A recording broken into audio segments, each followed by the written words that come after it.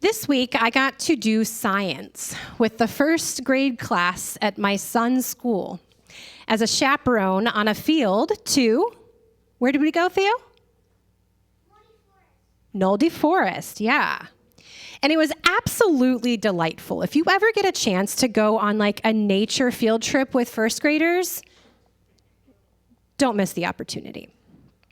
The theme of this field trip was learning about our 5 basic senses. I know that we talked about how there's like 20 of them, but we were starting with the basic ones: seeing, hearing, smelling, touching, and tasting.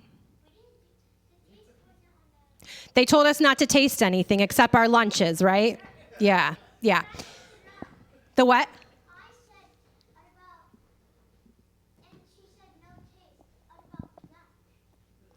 Yeah, you said, what about lunch? And we said, oh yeah, you can totally taste that. But don't take any berries. Don't put anything else in your mouth. Good point, Theo.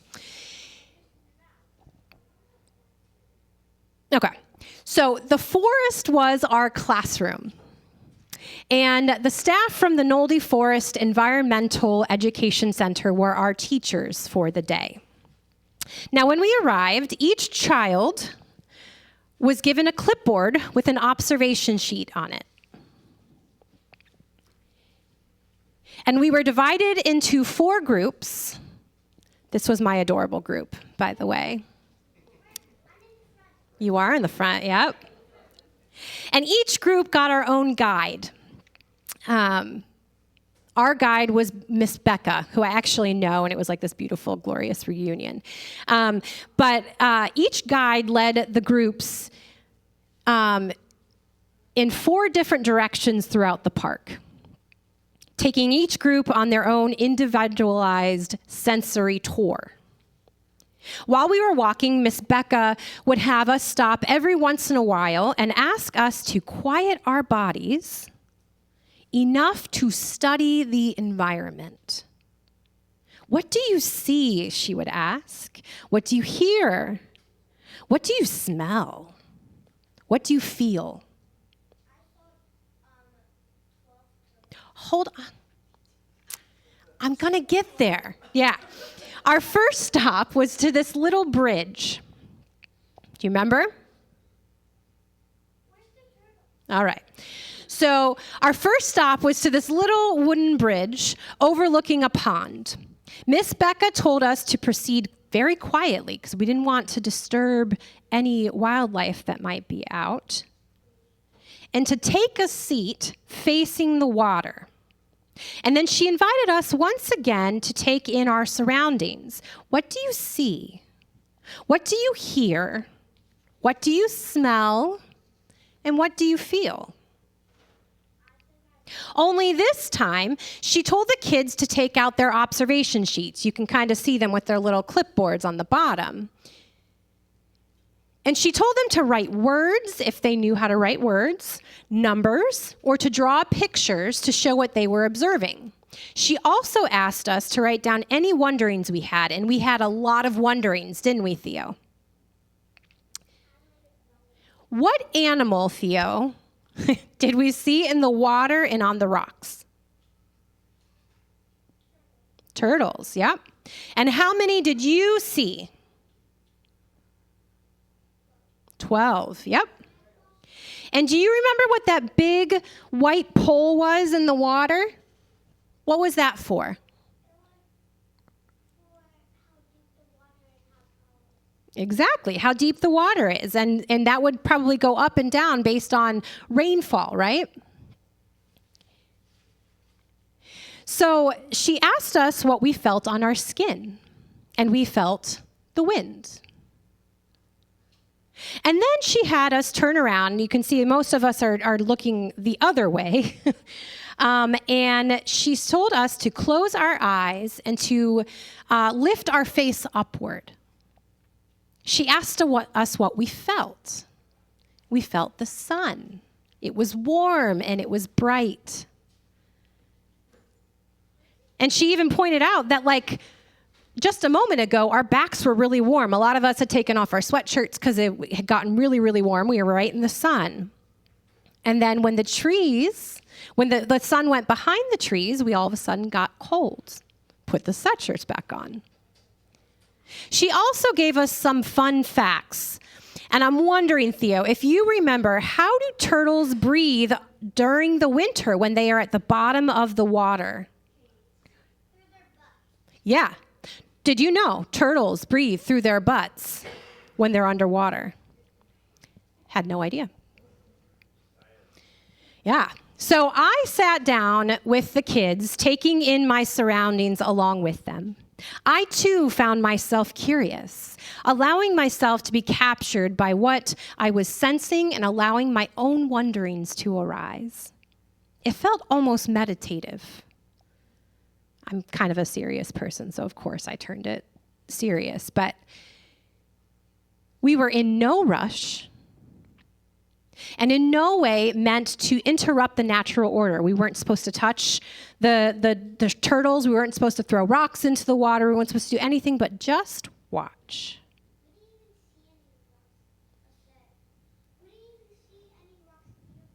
That's a good point. There weren't any rocks. We were invited to study and bear witness to what was in front of us. And I can't remember the last time I did that I stopped long enough just to observe for observing's sake. I have sat in front of a lake just for the tranquility of it, but I haven't actually sat and watched what moves inside. It was really, really simple, but incredibly special. I didn't expect it, and it awakened my body to the world around me. I'm just going to show you a couple extra pictures of Theo because he's super cute. This was a log that we had seen with a bunch of fungi on it, and we weren't quite sure what kind of mushrooms they were actually.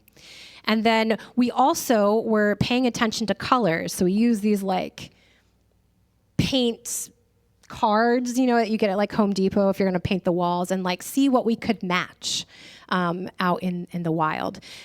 Miss Becca gave me a pink one, which was a lot harder. I had to look at a kid who was wearing pink, but anyway, our scripture from today is kind of an odd one, wasn't it? And one that also invites us into our bodies, maybe in a very strange way. The scripture came from the book of Acts, the story about the first generation of Jesus followers after Jesus was gone.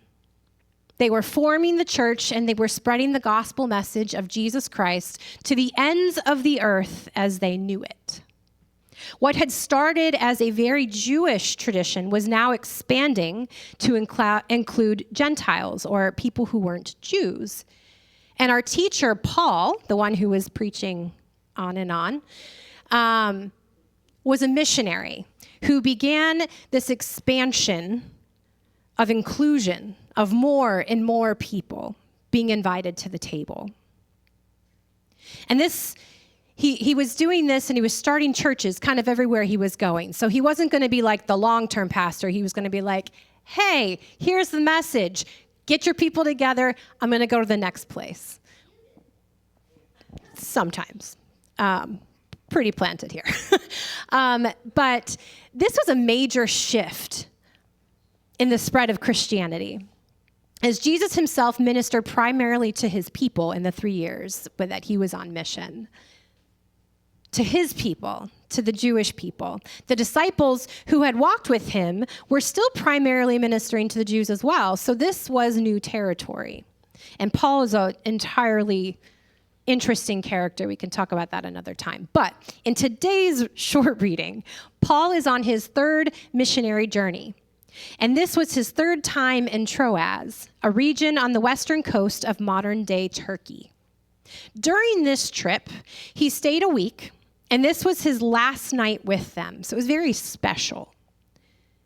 So they gathered with the believers, or the small church that was there, to share a meal on the third floor of a building high off the ground. Dinner turned to conversation, and that conversation continued very long, as he knew he was leaving in the morning, so he wanted to make sure that he shared what he had to share.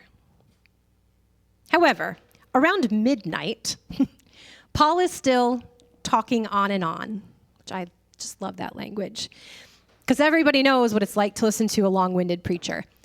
I'm clearly not one of them. So anyway, and a young man in this room, his name is Eutychus, he ends up falling asleep in the windowsill where he's sitting.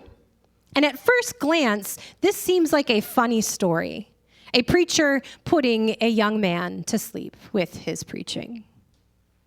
However, the story gets a lot less funny when the story shifts and we learn that the young man dozed right off the windowsill and fell 3 stories down to his death. Immediately, which I'm so grateful for this detail, by the way, immediately they stopped what they were doing. Paul stopped preaching on and on. The folks stopped only paying attention to each other, and they move in a panic. They center their attention on the young man they had been oblivious to moments before. Paul and others rush down to the young man, and they find him dead. Those gathered around are shook, as you can imagine. Then Paul goes to him, takes him in his arms, embraces him, and reports to the others that he sees the signs of life coming back to the young man. And then he leaves Eutychus with his loved ones and goes back upstairs to eat and continue talking until daybreak, which is very funny. But what a night. Now, if you're like me, hearing this story, you've got a couple wonderings, might we call it. First, what? Second, why would this young man risk falling asleep in a windowsill? That seems quite dangerous. Third, didn't anyone notice Eutychus, whose name, by the way, means fortunate, which is very funny, falling asleep in a precarious place? Fourth, why is Paul still talking on and on at midnight? Better yet, why are people staying up that late? And also, why in the world did everything just turn back to normal after such a traumatic event took place? I'm not going to answer any of those for you, but I'd like to invite you to use your senses like those of us on the field trip this week and explore the details of this eventful evening. Feel free to close your eyes if it helps you to see with your mind's eye and to heighten your capacity to imagine. Sometimes I have a hard time focusing when I'm seeing everything else. So, after having a delicious dinner, everyone is feeling a bit merry, maybe from the wine, and their bellies being full. It's dark, it's midnight, and the room is illuminated only by oil lamps and possibly moonlight coming through the window. The night has been long, and maybe Eutychus had been paying attention at first, but after a while, it is hard to listen to someone drone on and on, especially in such a comfortable setting. It's midnight, and I don't know about you, but I cannot be held responsible for staying awake past 10. On Friday, I passed out on our couch at 9:30 because I just could not stay awake. So our young friend is sitting out on a windowsill, obviously out of sight, out of mind to the rest of the small crowd. It's a comfortable space to lean and rest his eyes in his weary body with a slight breeze touching his face and the sounds of the conversation in the street below him creating a sort of lullaby of sorts. He had been awake all day, and now it was midnight, a time that he was typically asleep. It doesn't seem like a huge surprise that his eyes got heavy and easily drift off to sleep. He was clearly, and listen to this, he was clearly not otherwise engaged. Now let's take a moment and zoom in to the others that are gathered in the room. If you saw someone falling asleep in an open windowsill, might you be a little concerned that something dangerous could happen?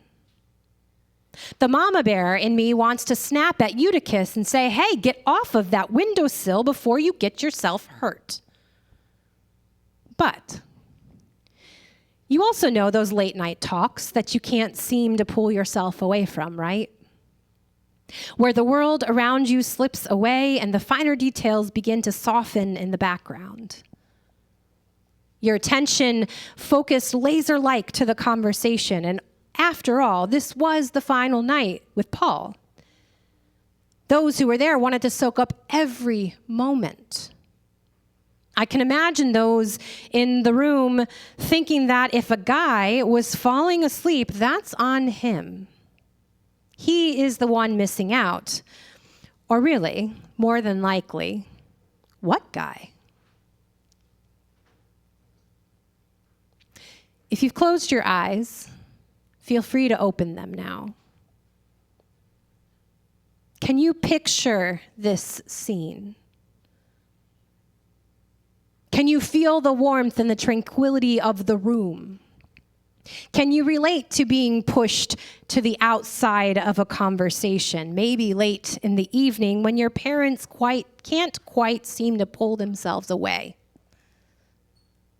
This story might not seem so distant anymore, and the details seem tragic, yes, but perhaps a little less unbelievable. Now, thankfully, the story eventually turns out okay once the attention is focused more on the most vulnerable in their midst, but those gathered were struggling to stay awake. Something I would argue was happening both for the boy, who literally fell asleep, as well as the others in the room. Even if they were not physically sleeping, because they were not awake to one another. They were so engrossed in their own situation, and they were asleep to those who needed attention. This capacity to being awake to the world around us is something that can be really challenging.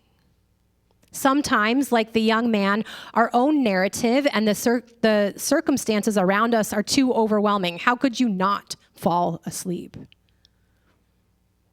Our physical bodies and our spirits can literally take only so much. There's too much going on that our bodies just give out. And we can't help but go to sleep or maybe check out. Or maybe, like the crowd, we can't actually see the vulnerable among us. Others' situations aren't ours, so out of sight, out of mind, right? I'm facing my own challenges and overwhelm at home. I might not be homeless or addicted or struggling with mental health. Why would I think about those who are? And on this World Communion Sunday, we are, man, this is very small writing. We're up here, Pennsylvania, which means that we're not in North Carolina. Right there. I'm sure you all can see this as well. So we can or cannot choose to think about those experiencing absolute devastation from the hurricane that swept through their land. And I live here in the United States, not over here in the Middle East, where lives are being torn apart on the daily by war. But I'm not there, so I don't have to think about that. I can, or I don't have to.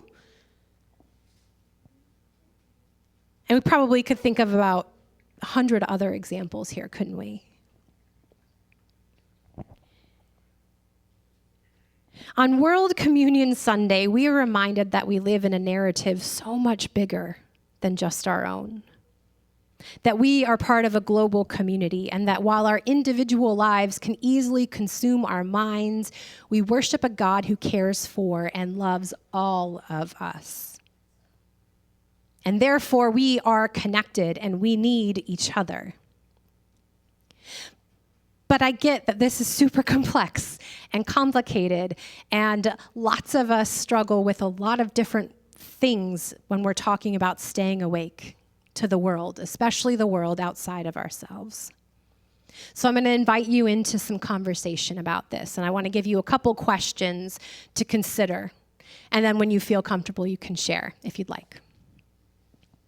The first question is, what is it that you are awake or alert to? The second question, what keeps us from staying awake? Whether that is to what's going on inside of us or what's going on outside of us. There's personal needs, sleep, hunger, depressed, otherwise engaged, overwhelmed by the demands of personal things so much that you can't see outward. Zach and I joke around all the time, and it makes me feel a little bad, but I get my politics from Zach because I get very overwhelmed by the politics, and so he chooses what to share with me because he knows that I will be destroyed, which is something I need to work on, not him. But sometimes it's too much, isn't it? My last question is, what do you do that allows you to stay present to the pain around you and in the wider world, but not be consumed by it? You might mention practices, boundaries that you create, also not allowing yourself to get used to the pain. Because that's another thing that happens, right? Like, we see so much bad that it's like, oh yeah, just another one.